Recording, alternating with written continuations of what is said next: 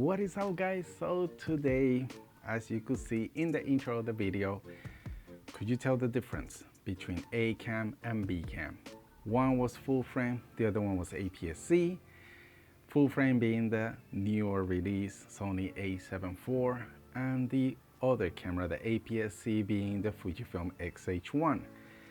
You probably most likely could tell the difference, but I don't know if you agree or disagree with me. Personally, I was surprised how much they look alike. And I'm not talking about the color science and all that whatnot. I'm talking about the overall image quality, whereas the sharpness, the bokeh, as well as the aspect ratio, everything seemed very familiar against each other. So I believe that X-H1 put up a heck of a fight. Now the question is, could you actually tell? Now you gotta be honest. You got to be honest in the comment section down below. Let me know if you got it right or not. Now, I have to be honest with you guys. When I was editing the video in DaVinci Resolve, I actually got the clips mixed up. I was editing one thinking that it was the Fujifilm X-H1 when it was actually the Sony a7 IV, and vice versa. Another clip, I thought I was shooting with the Sony, but then it ended up being the Fujifilm, and I'm like, what? I got actually surprised. And that's the whole point of this video.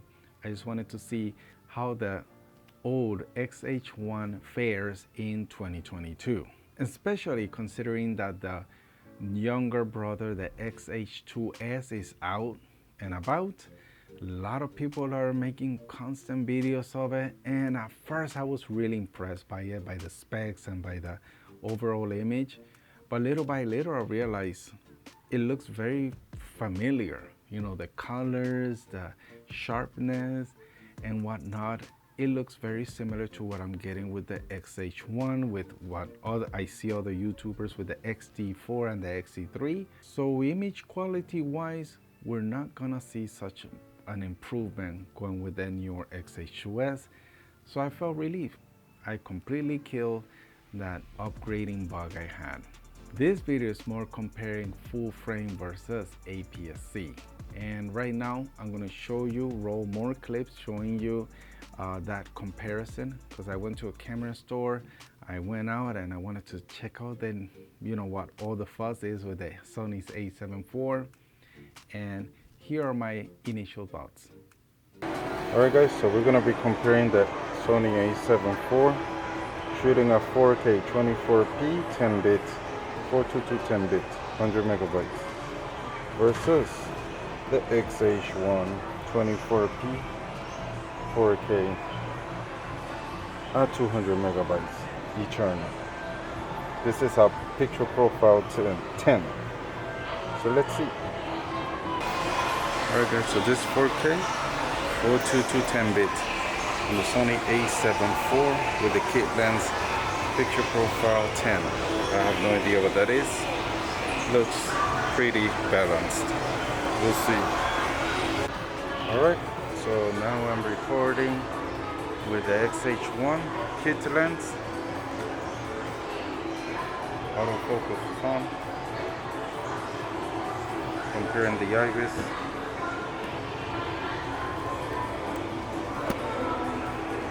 How is the ibis colors? 4K 24p. Weight is about the same. Maybe the X-H1 is heavier. Yes, and one of the added advantages of having articulating screens, I can see if I'm in focus, if I'm on the shot. I was just guessing with this, but not a bad guess, right? Pretty good. Alright, let's switch over back to the X-H1. This is the a7 IV. IBIS doing an amazing job, pretty good. So let's switch over to the X-H1 once more with the kit lens. So the a7 IV is a beast of a camera.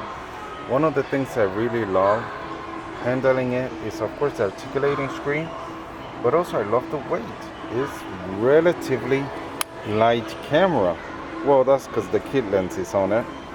so it makes it really light. If you use one of these G Master lenses, oh my, that is too heavy.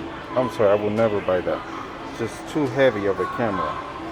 So right now I'm recording with the X-H1 internal mode, and yeah, I'm pretty surprised how similar these two are. Now, I don't know why my hand shakes. I must be really hungry because my hand is shaking right now a lot. And the weight feels about the same with both kit lens. Now I'm relying on the autofocus to do its thing because I don't have an articulating screen, so I don't know how well it's doing. But hopefully it keeps me on the shot long enough to have usable clip. Alright, let's get home and compare these clips.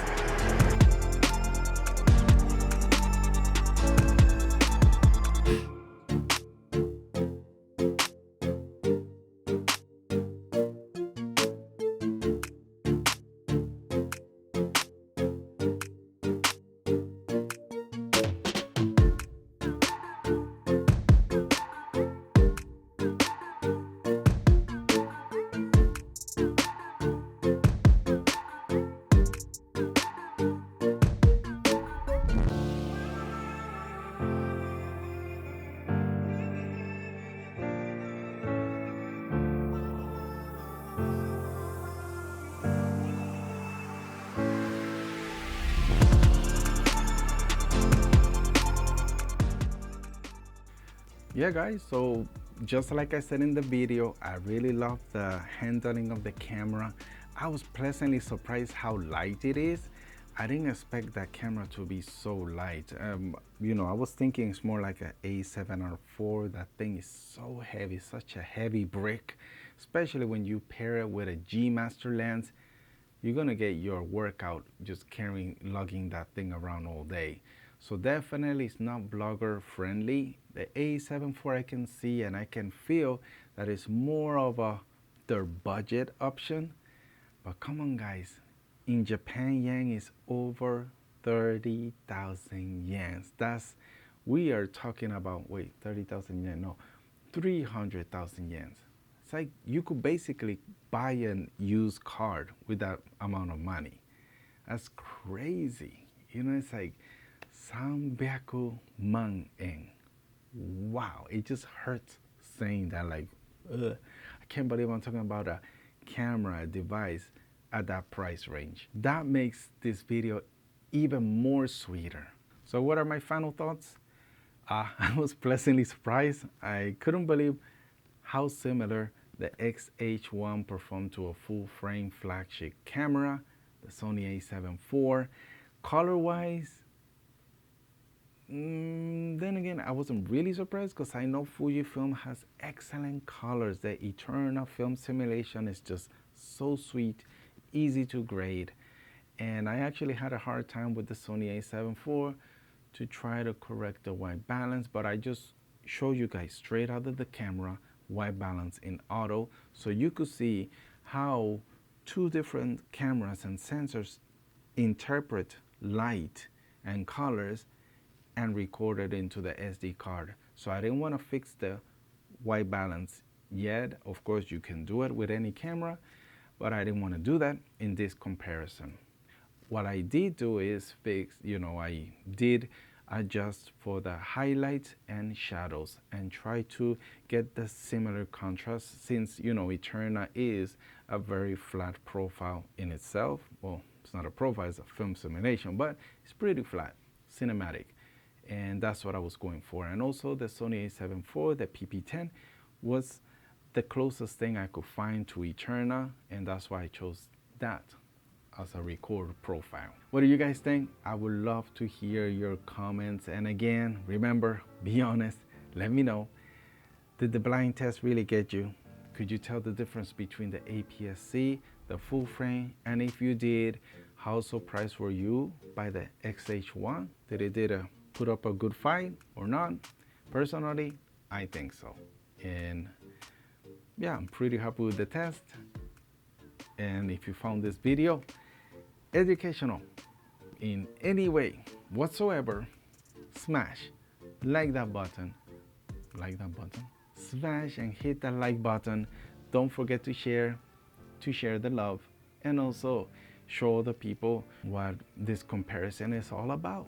You know, APS-C versus full frame, the 10-bit versus 8-bit. We got a lot going on in this blind test, and I'm just glad it worked out well.